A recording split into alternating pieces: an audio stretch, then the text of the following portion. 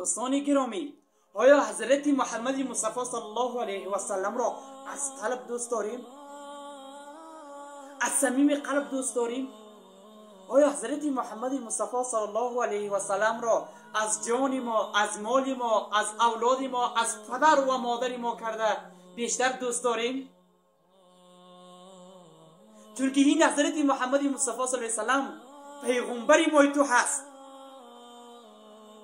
چون که در روز قیامت امید ما شما برای حضرت محمد مصطفی صلی الله علیه و سلم است که شفاعت ما تو را، ما شما مسلمان را در روز قیامت حضرت محمد مصطفی صلی الله علیه و سلم میگوید. این مبارک که نامش حضرت محمد مصطفی صلی الله علیه و سلم هست. آیا میشناسید؟ آیا دوست دارید؟ بالای قسم من گو از جان،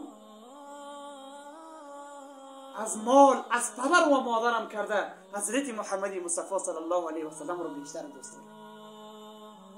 دوستان گرامی، آیا شما دوست دارید؟ این مبارک آخرین پیغمبر هست. اولین هم در جنت حضرت محمد مصطفی صلی الله علیه و سلم داخل می شود. پس از داخل بیرون می شود، امتانش را شفاعت می کند.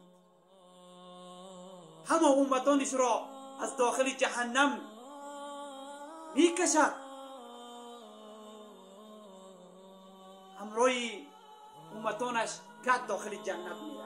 این مبارک حضرت محمد مصطفی صلی الله علیه و سلم باید از جان، از مال، از اولادتان که حضرت محمد مصطفی صلی الله علیه و سلم را دوست دارید. باید شب و روز سر شو درود به حضرت محمد مصطفی صلی الله علیه و سلم بفرستید. وقتی که تو درود بفرستی، تو ملائک به حضرت محمد مصطفی صلی الله علیه و سلم در مدینه منوره میبرد که فلانی ولدی فلانی برای تو درود فرستاده است، برای تو درود گفت.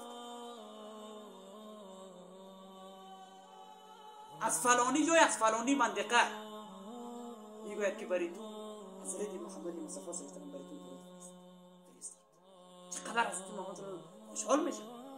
چون که حدیث شریف هم داریم که حضرت محمد مصطفی صلی الله علیه و سلم میفرماید مؤمن نیستی آن کسی که مرا از جان، از اولاد، از پدر و مادرش کرده دوست نداشته باشد. مؤمن کامل نیست. مؤمن نیست.